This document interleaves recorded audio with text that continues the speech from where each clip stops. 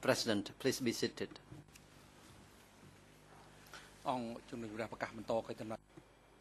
The court is now back in session, and the floor is given to the defense team for Mr. Kieu Sampon to resume the questioning. You may proceed. Merci, Monsieur le Président. Thank you, Mr. President. Witness, I resume the examination where we left off. Can you hear me? We were talking about Susti and his work. Can you tell the chamber who Susti's direct supervisor was?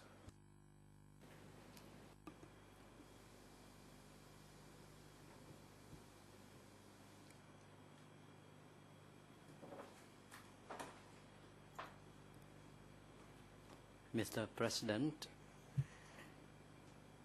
Ho was the direct supervisor.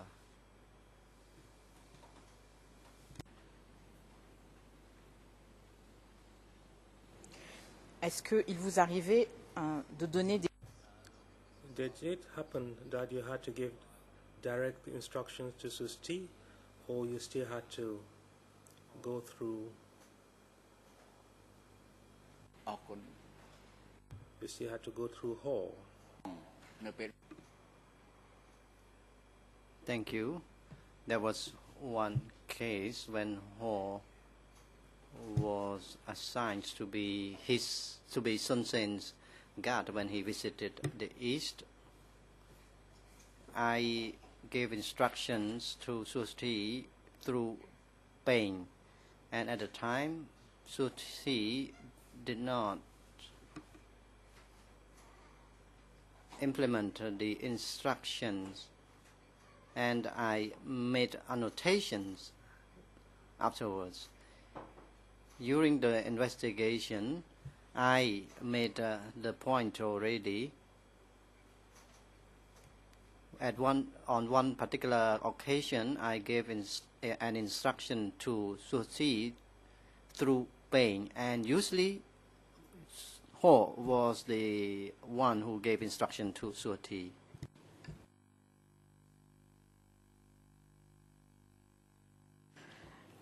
Est-ce que vous avez souvenir de consignes? Do you recall any particular instructions that Ho issued to Susti as regards the manner in which Vietnamese prisoners entering S-21 had to be registered?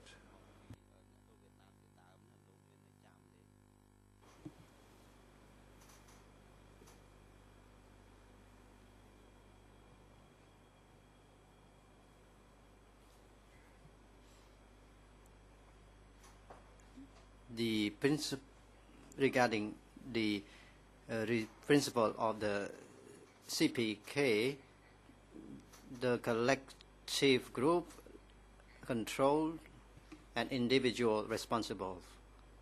So the work was dependent on Susti to correct, to register, or to draw up the lists.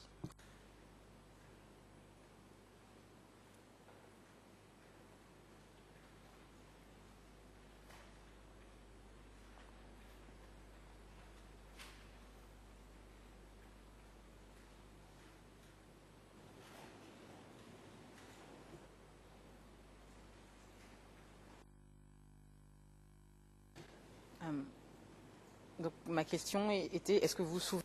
My question was whether you know whether specific instructions were given by Ho regarding the registration of Vietnamese.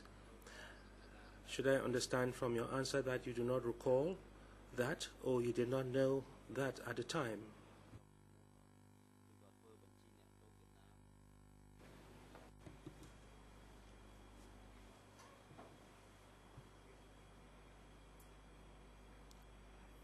Both of us spoke different languages. I spoke a communist language a while ago. To lead collectively, to be responsible individually. I was in charge of S21 on overall tasks, and Ho was individual responsible for his tasks, and that included the registration of names. So modifications of names in the list were dependent on him. So I did not poke my fingers into his business. That was the principle: to lead collectively, to be responsible individually.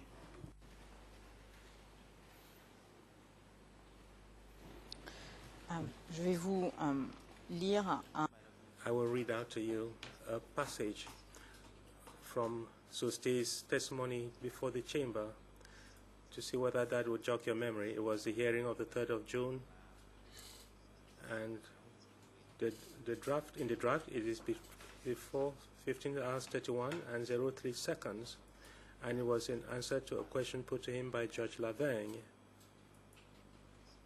And this is what Susti stated, and I quote, "Since I could not ask questions regarding the positions of Vietnamese when their names were registered, Ho asked me to write the label spy where position was mentioned. And when it had to do with Vietnamese civilians arrested in Cambodia, they were indicated to be fishermen. However, we knew that they entered the country either by sea at Kampong Som or at Svai Rien by land." End of quote. Do you recall whether Ho issued such instructions to Susti and that their names were registered depending on the point of entry of Vietnamese? Or this is an issue you never discussed with Ho because it was part of his specific tasks?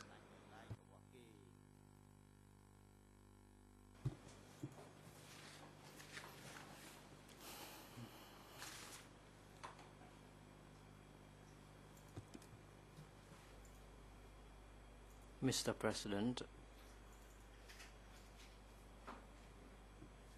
I have informed the chamber already that Vietnamese with weapons coming into our land were labeled soldiers, and as for civilians, they were labeled agents.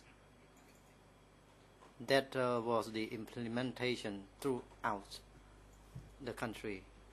That was the principle, even at S21.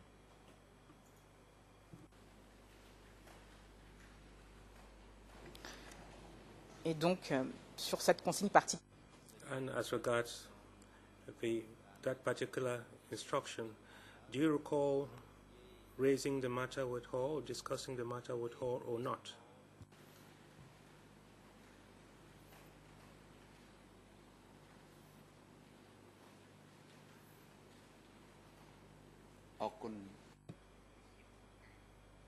That was one principle among others, and everyone was aware of the principle. Those who had weapons in their hands, and after they rose their hands, after they were arrested, they were labeled soldiers. No matter where they, no matter which ports of entry, we arrested them. And again, the general principle was that those with the weapons were considered prisoners of war or soldiers. The question is banal in French, as I said. c'est maintenant.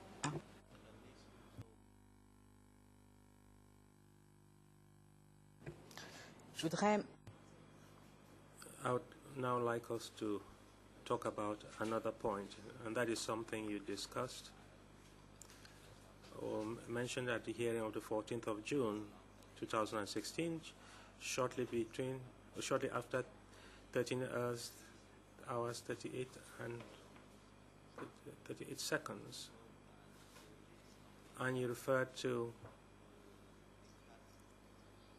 the drafting of letters to be shown to certain prisoners, which you used as a method or a ploy to compel them to confess. And I quote what you stated. As regards the interrogation of Tun, he came to my home to produce a letter that had to be shown to Tun in order for him to confess. Once more, he claimed to have written a letter to me, and it stated, "Comrade, we are thinking of the measures to be taken in your case." End of quote. I believe you also referred to a similar draft prepared by Son Sen as a tactic, and this time it was in case 02/1 at the hearing of the 27th of March 2012, document E1/54.1, and your answer was shortly after 11 hours 10 and 41 seconds, and you stated this was an invented document. It's an invention, and it was a tactic to extract confessions from prisoners. We did not report this document to the superiors. We never showed it to them.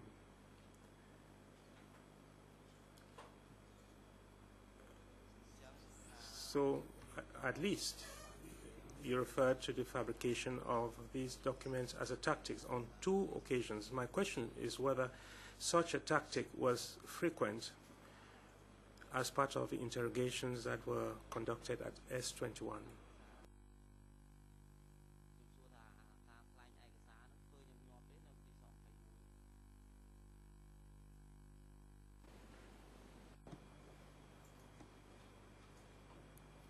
Mr. President, concerning the fake documents, that started to happen when Sun Sen came to my house. He, at the time, made a mention about the interrogation of Siet Chai, alias Tum. He said that he wanted to write to Tum so that Tum confessed. That would alleviate the situation. So at the time he said he did not know whether he referred Tum as contemptible Tum or just Tum. After that, he decided that he wrote a letter to me and asked me to show the letter to him. And he made mention that if Tum confessed, the Angka would reconsider. So the letter that he wrote, the content of the letter that he wrote to me was as follows: to Comrade Tum, if you confessed, Angka would pardon you. That was the first case of fabricating a letter to convince the convicted person, said the witness, to confess.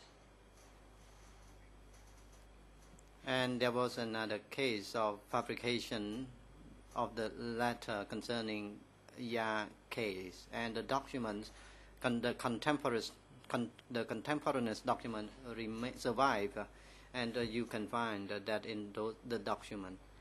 Bond and I used the same trick as I used with Brother Sun Sen. That does not apply to all prisoners.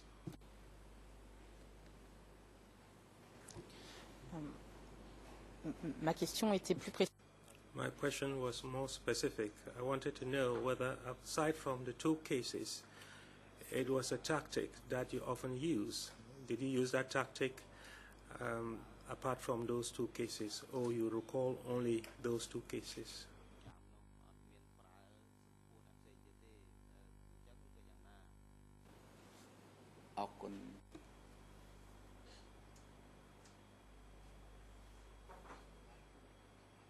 I made clear testimony already. There were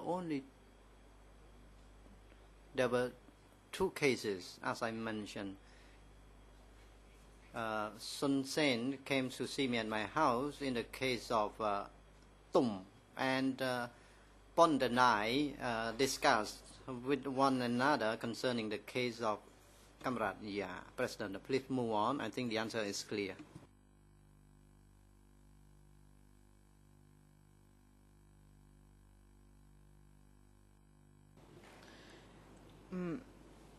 Interrogé à propos. Question with regard to the date of your relocation to S21. You referred to issues regarding dates under the hearing of the 7th of June 2016. Shortly before 15 hours 37 and 33 seconds, you stated, and you gave this sentence, or and not, may have predated or postdated the document, end of quote. My question is whether it happened often that at S21, whether it was at the PJ or subsequently at the premises of the Ponyayat High School, it happens that documents were predated or postdated.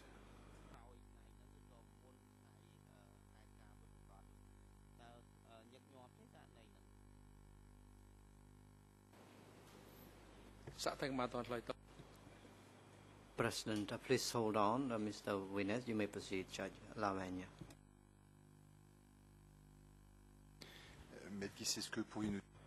Counsel Gise, can you tell us what document you are referring to?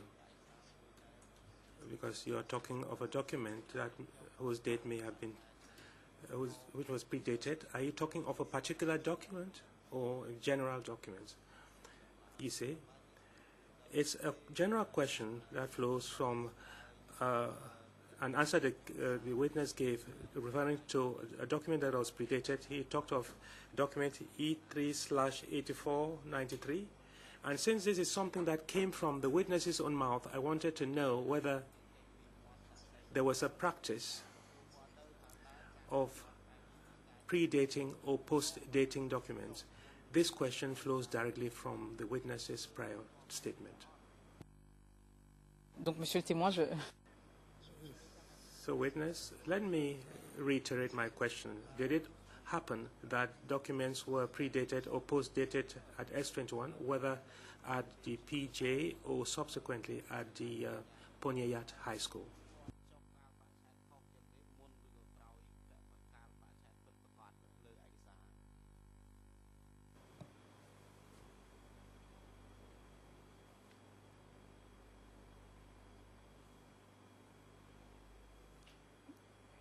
Mr.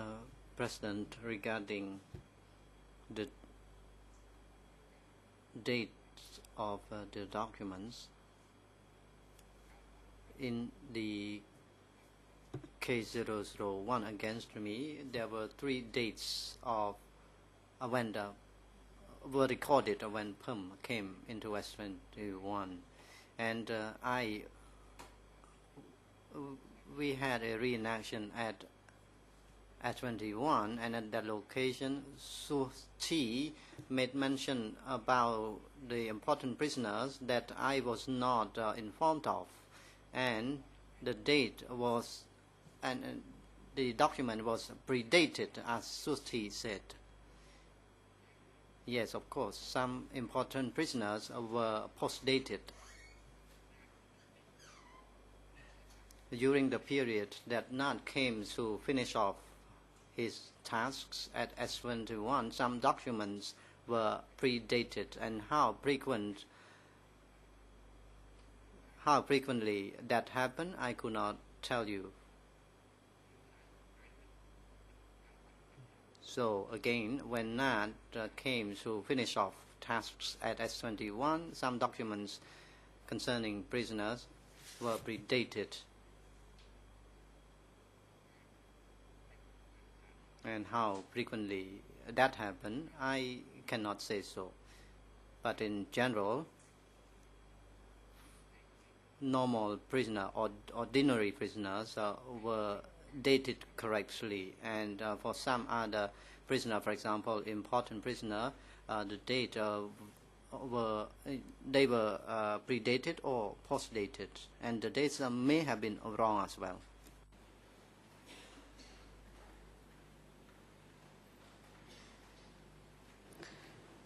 Et est-ce qu'il y avait une raison particulière?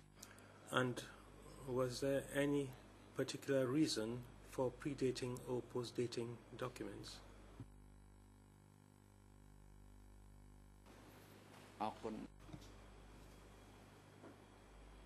Mr. President, this is a repetitive question to explore the specific reasons in the case of predating and postdating of documents. I do not know what are the specific reasons Council wants to know from me. I believe I have answered clearly already.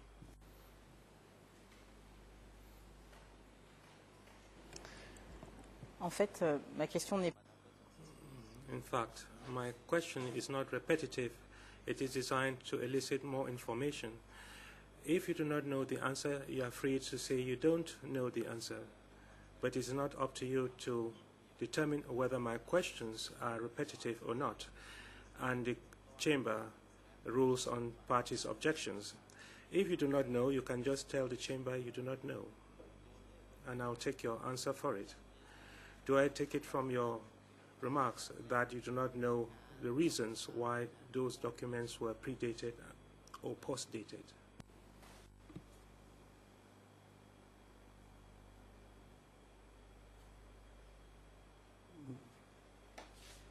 Mr. President, my testimony is clear. When Nad came to finish off his tasks, some documents were postdated, said the witness. That was the reason.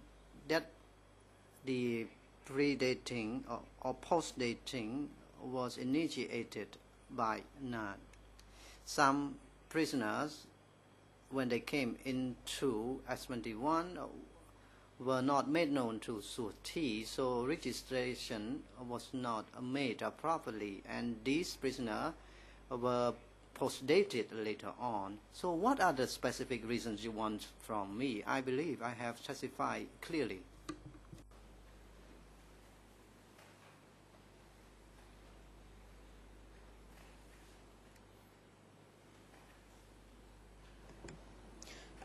Que ce soit bien clair, quand je vous pose des questions, It should be very clear that when I put questions to you, I expect you to simply answer in light of the knowledge you had at the time, and that is all. I would now like us to talk about Ho and Nat. You stated at the hearing of the 8th of June at about 9:33 that Ho and Nat, prior to your becoming head of S21, worked in close collaboration with one another.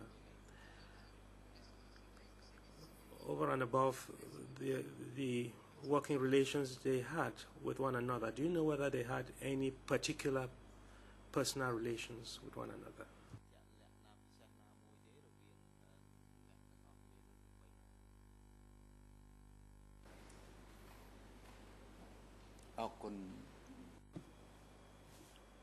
Thank you, Mr. President. The three individuals, who are they?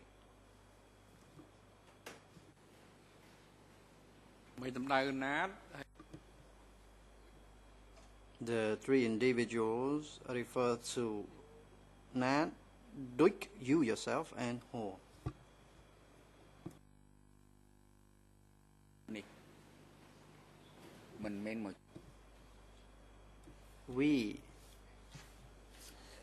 did not happen to see each other at S21 for the first time. Nat and I were progressive persons. We loved communism. And we were part of the party branch in 1976 at Kampong Thom, 6566 in Kampong Thom. Back then, Nat was the member of a party branch at Kampong Thom with me, and I was chief. Excuse me, witness. អត់យល់ President, what is going on? I do not really understand the intention of the council. You put the question to find out about the three individuals, and then you interrupted. So you just want the short answer, yes or no only? The witness has explained about the reasons, the roles, position when they held at the time, and that led to the encounters of the three individuals. The facts were complicated. A situation happened a long time ago. Some facts did not happen only within the temporal period of the court, that is the 3 years, 8 months, and 20 days, that some events happened before that temporal jurisdiction. During the establishment of the Communist Party of Cambodia, and it had something to do with the facts before us as well. Could you explain the court the intention of the question? So what the answer you want from the witness, particularly about the personal particular relation between the three individuals? Yes, Mr. President.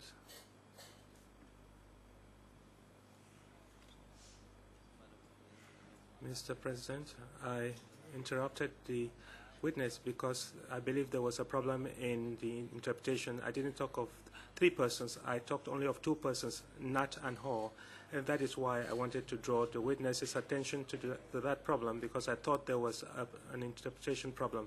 That is why I interrupted him, Mr. President. If I had rephrased the question, there would have been less difficulty.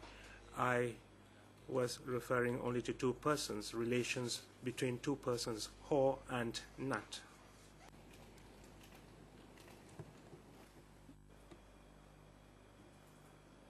President, very well. Then, Duich, could you please provide the answer in relation to the case of Ho and Nat relation? I heard you connected the two individuals with Duich. That's why I mentioned the group of three.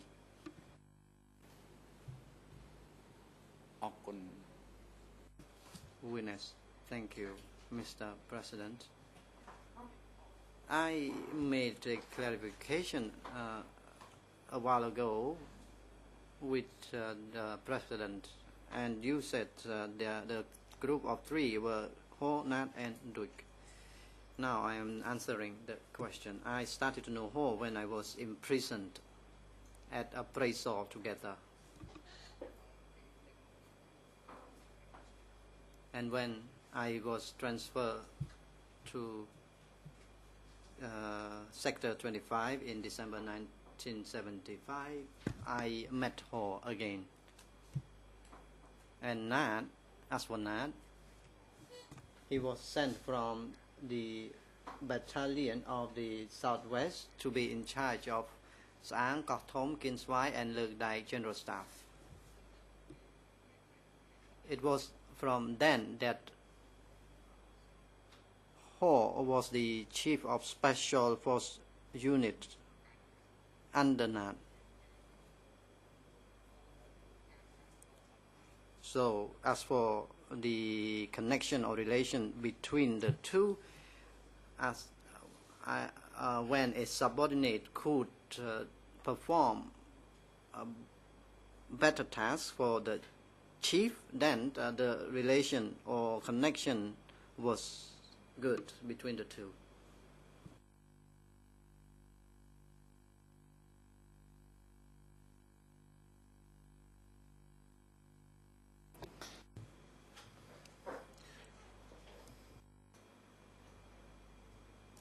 So I understand from your answer that Hor and Nat had good personal relations. My following question now is linked to the moment when Nat was removed from the head of S21. So did you play any role in that, in the fact that Nat was removed from the head of S21?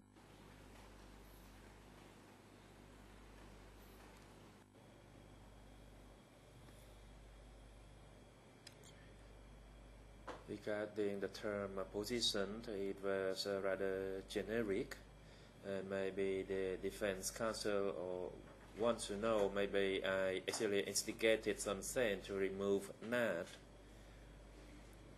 If there is your intention, then I will provide the following response. No, I did not do that. Not at all. Because when he was the chief, it was rather easy for me to be the deputy, since I had gone through a lot of police work.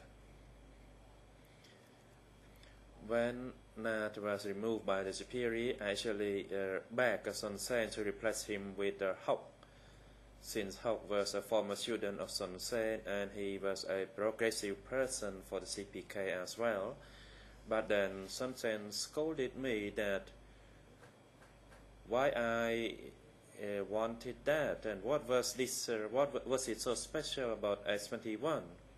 So in conclusion, I did not have any plan at all to instigate to the superior to remove Nat.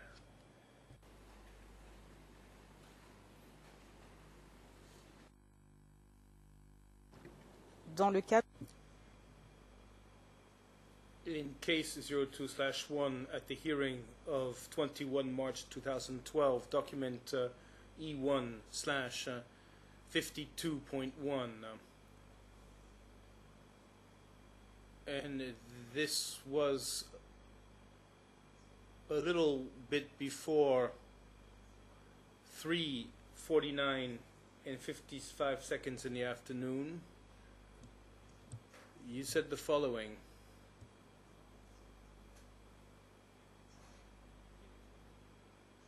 but I would criticize, not on a daily basis, when the occasion arose, and I did so because I thought that was part of my duties, since I had seen Nat make mistakes. So I tried, I would criticize him. End of quote. So my question: on the base of your statements here,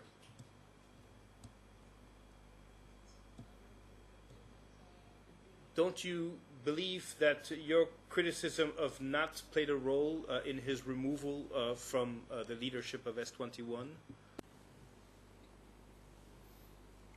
ออกคุณ Thank you, Counsel. And allow me to respond, Mr. President. I did not think about that. And indeed, it was not because of that matter. First, I made criticism of Nat in one case only, and that was a one-to-one criticism. Because we were from the same party branch of progressive persons, I told him that it was too risky for him to make arbitrary arrest of those individuals. And if he died, his deputy, would also die. And that would be contradicting the party's line. And for that reason, I had to speak to him. And that was because we also had a good relationship since before 1967, before we ran to the Maki forest. And when Son Sen called us to go to work, he wanted to behave in his superior capacity. He spoke about the arrest of Tia Kok and about the vehicle. Son Sen removed his glasses and then put it on and started scolding him that he was so selfish to make that arbitrary arrest. And Nat was so scared upon hearing that. And that was one case. As for the removal of Nat, I wondered why he was removed, and I think Council should refer to the party's policy, that is not to give forces through Nat and through Min, that is Chamchakray, to control. And that was a document of Brother Pol Pot. And Pol Pot gave that instructions to the party center, and I did not know the motives behind the matter. So it was not my intervention at all in his removal.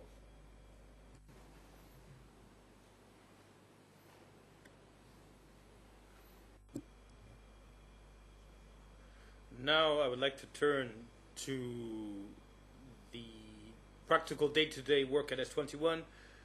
You said that you would read confessions, you would make annotations, and you would forward them to your superior. And those confessions were given to you by the interrogator unit. So my question is, did you have any direct ties with the interrogators? Or was it always Hor who would provide you with the interrogators' reports?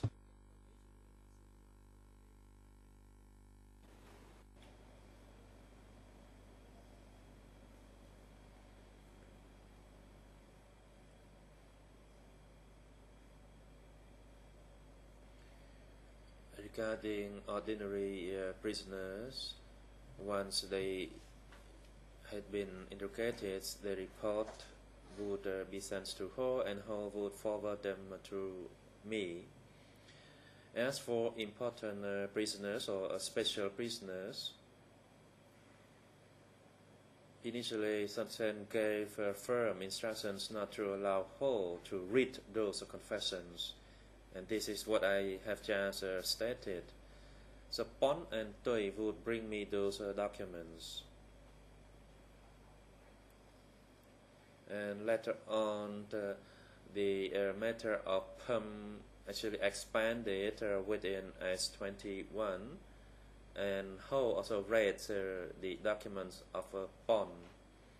And later on, it was forwarded to me, sometimes Ho and sometimes Pon, who gave me those documents, and that was the development at S21.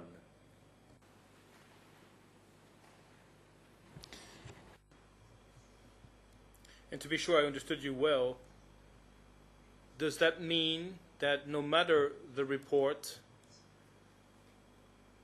no matter the kind of interrogation, whether it be the interrogation of ordinary people or of important people, you would systematically get the reports? Is that so?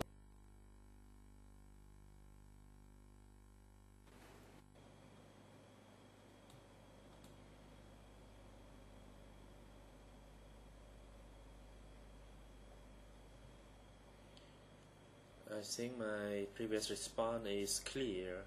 That I said for ordinary prisoners, the reports would go to her and her would forward them to me. As for special prisoners, And of course, as I said, parties did not want Ho to read it since he leaked it before. I used the word leaked because he raised the matter with Son Sen about someone who was implicated. And Son Sen said Pham was not a traitor, and Son Sen gave me firm instruction not allow Ho to read the confessions of important or special prisoners. And I stopped that for a while, and later on Ho realized the principle of secrecy. And that's since the matter was leaked to the East Zone, he was allowed to read also confessions of special prisoners, and then he would forward them to me. I hope that is clear enough, Counsel.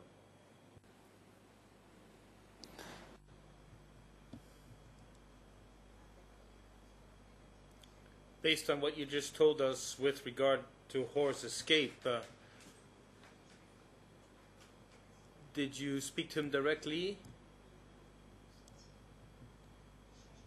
And did you feel that there was a change in your relations with Ho? At one point in time, did you ask yourself if Ho was afraid of you? Or is this something that never crossed your mind?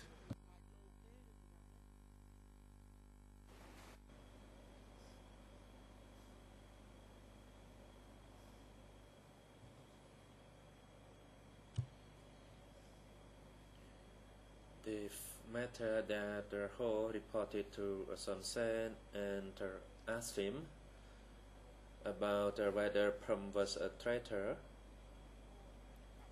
It was Ho who told me that he reported the matter to Son Sen. And separately, Son Sen gave me instructions not to allow Ho to read confessions in relation to Pham. And he observes that I did not have any graphs against him. Then the process went rather smoothly, and that was the development there.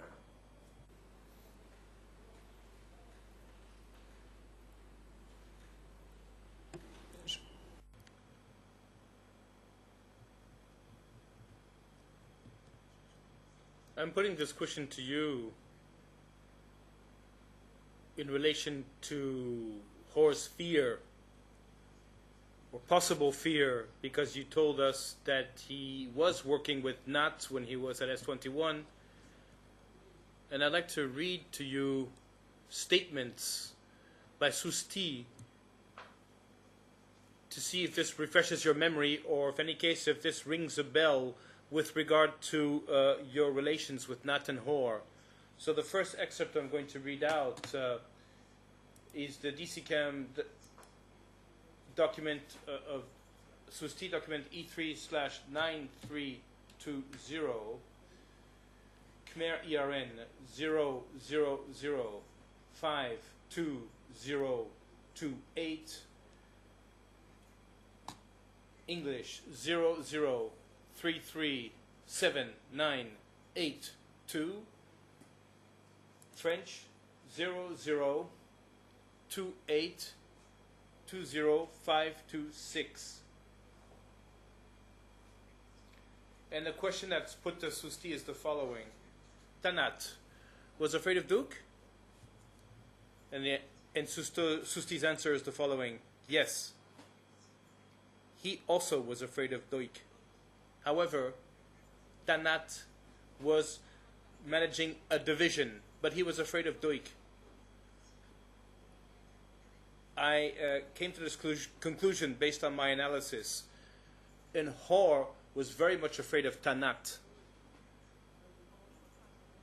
And to complete what I just said, in your trial, witness, Susti said at the hearing of 28 July 2009, document E3/7466.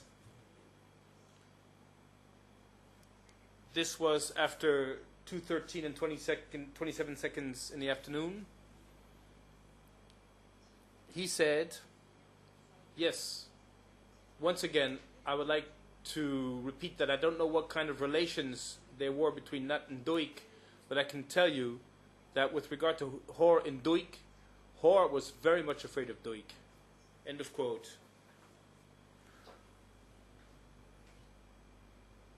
So let me get back to my original question. This is what Susti said. So in your relations with Nat and with Hor, did you get the impression that both of these people were afraid of you?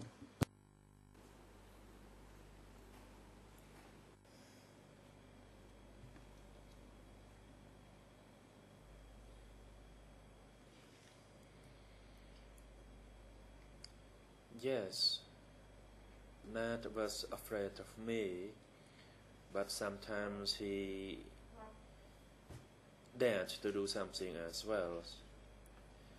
Because I only spoke to him when there were issues in relation to the party's line, and I spoke to him about his arbitrary arrest, and of course I referred to him as brother, that is Bong. So I spoke to him only when it mattered the party's line. But sometimes he was rather daring, and everybody knew that, even my superior. And as for Nat's removal, it was not my initiative to do that. I was so happy already to be his deputy. Because to be a chief, it was difficult, rather more difficult than a deputy. And please, I urge you again to reach the party's line, and that may be published in March 76. Brother Paul says that Nat and Paul should not be provided with any forces.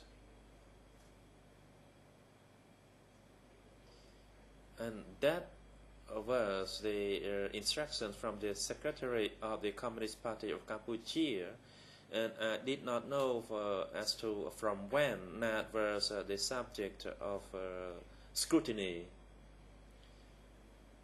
When Nat spoke to me, sometimes he threatened me, but I only replied to him based on the principle of the party's line.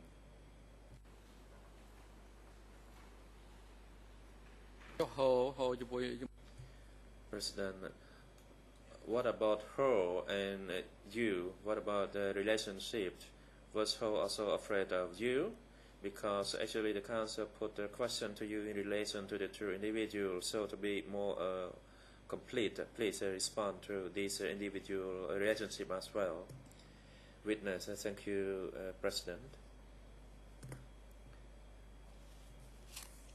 I had kindness for her, although when sometimes he made a mistake against me, I kept silent. In my role as a leader, I had kindness for people under my leadership. As a leader, I had three principles against my subordinates, mainly that is to understand them and to forgive them, to have kindness toward them. When Nat was removed, Ho was rather concerned. I spoke to him about the three principles of leadership, and he was afraid of me.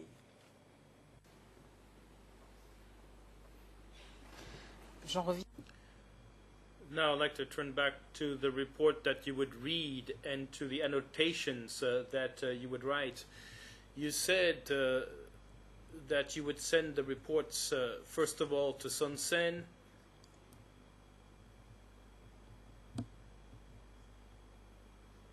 and upon several occasions documents were shown to you that had been annotated by Son Sen, and I'd like you to confirm that these annotations by Son Sen, you had never seen them directly. It is only during your trial that you saw Son Sen's annotations for the first time, or in any case, after the facts. So, did I understand your testimony properly?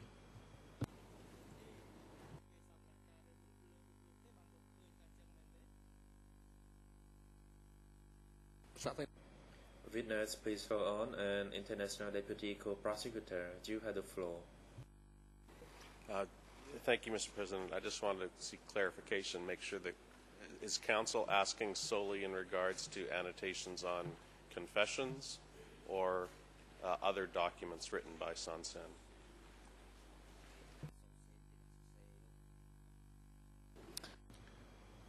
Yes, indeed. Let me specify this. I'm speaking about annotations on confessions.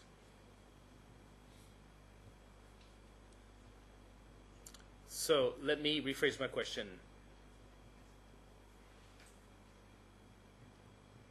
So, did you see Son Sen's annotations on confessions during the decay period or after the facts, when these documents were provided to you by other people?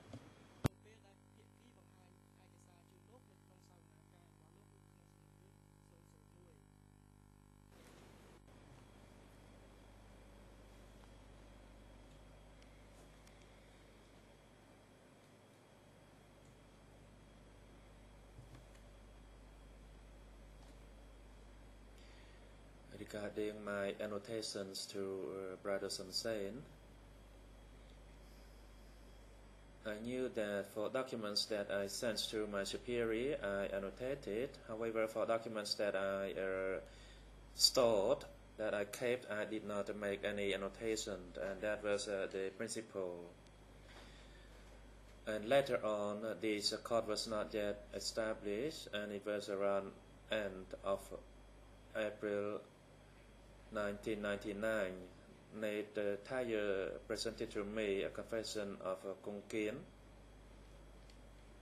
alias Wade, and the person was used to work with me, and I made annotation on certain pages of that confession. Then there was a comment from Brother Noon, and I spoke to Christopher Peshu at Otamano Room Restaurant, rather hotel.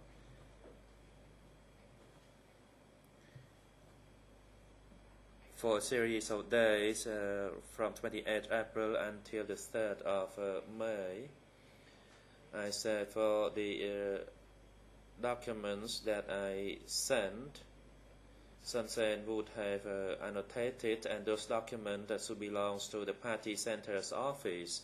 However, the documents that maintained at S21 did not bear any of his annotation. Later on, when I was sent from the military tribunal to this court, that is on the 31st of July 2007, I was questioned by the OCIJ. So for me, by that time, the annotations made by Son Sen was not a new document that was shown to me. The first time that I saw it was when Nate Thayer presented to me.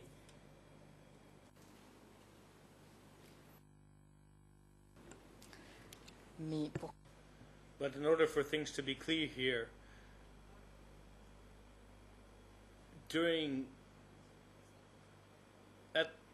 at the time, during the facts, and I'm going to quote from you in case 2-1, this is at the hearing of 4 April 2012, document E1/59.1, and this was a little bit before 2:43 and 50 seconds, and you said the S21 documents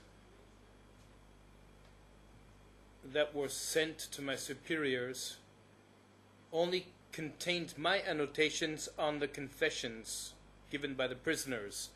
Later on, after having sent the reports, the documents that I had annotated previously were never sent back to me. End of quote. So you confirm this, correct?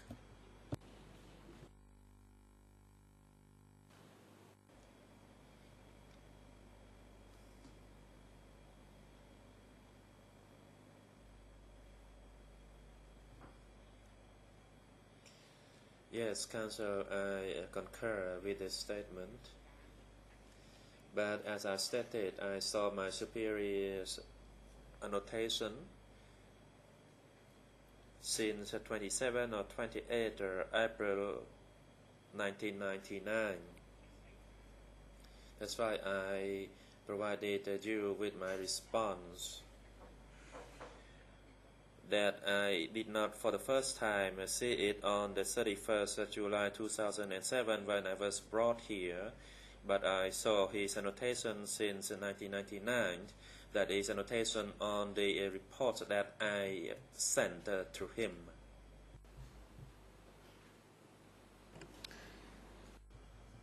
Now let me turn to another short topic before the lunch break.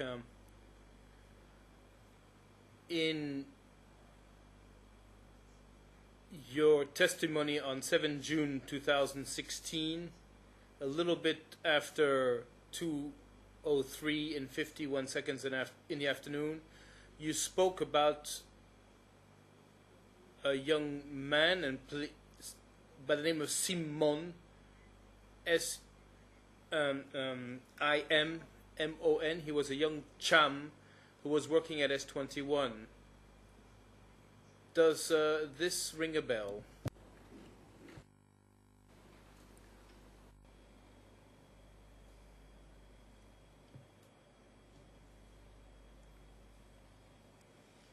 Regarding Samail alias Man, he was an individual from 703, and he was at the company level.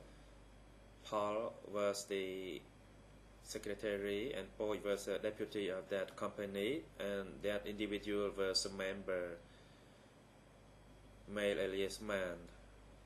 That is his name.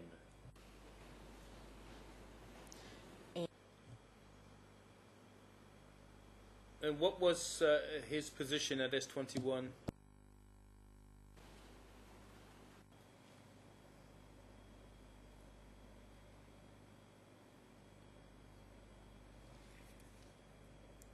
Simel alias Man initially was a guard in a guard company. Later on, he committed an offense. Then I decided to send him to work with Hui at the rice fields. And later on, he committed another mistake. He fled. Then he was arrested. He was interrogated, and subsequently he was smashed.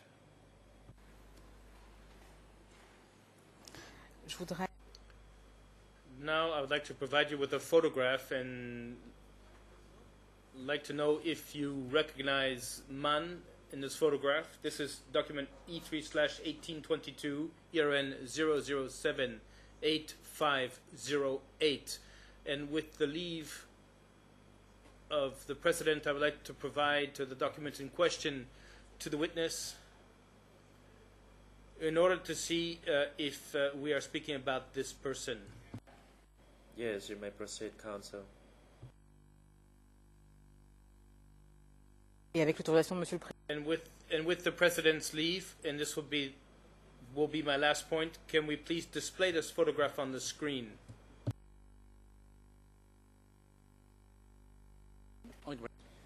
Yes, you may proceed.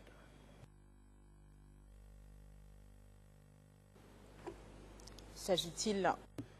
So, is this the man you were speaking about? Do you recognize him on this photograph?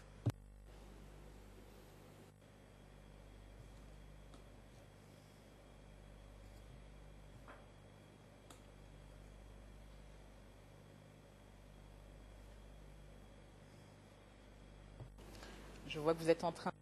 I see that you are reading the comments. Comments provided by the author of Ukuba. And this photograph comes from that book.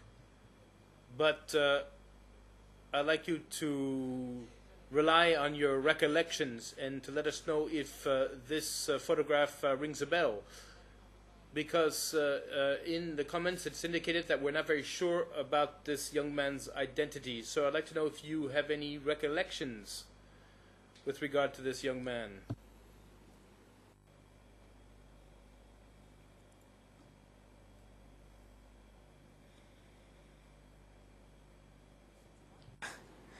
Witness. Witness.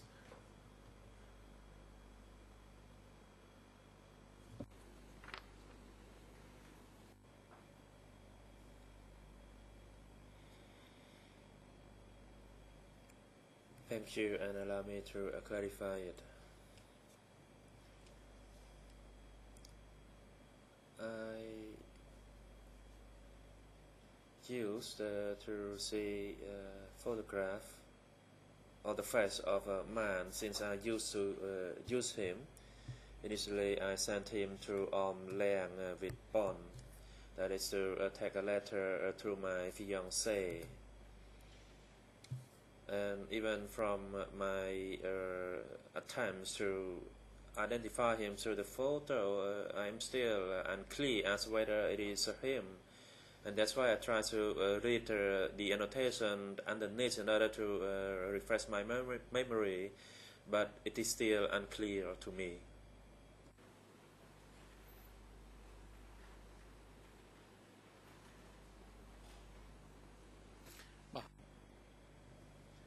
President, thank you, witness. This is now time for a lunch break. We'll take a break now and resume at 1:30 this afternoon to continue our proceedings.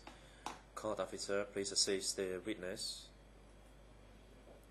Rather, security personnel, you are instructed to take Kirsampon as well as witness to the waiting rooms downstairs separately, and have Kirsampon returns to the courtroom before 1:30. As for witness, please have him back into the courtroom at 1:30 this afternoon. The court is now in recess.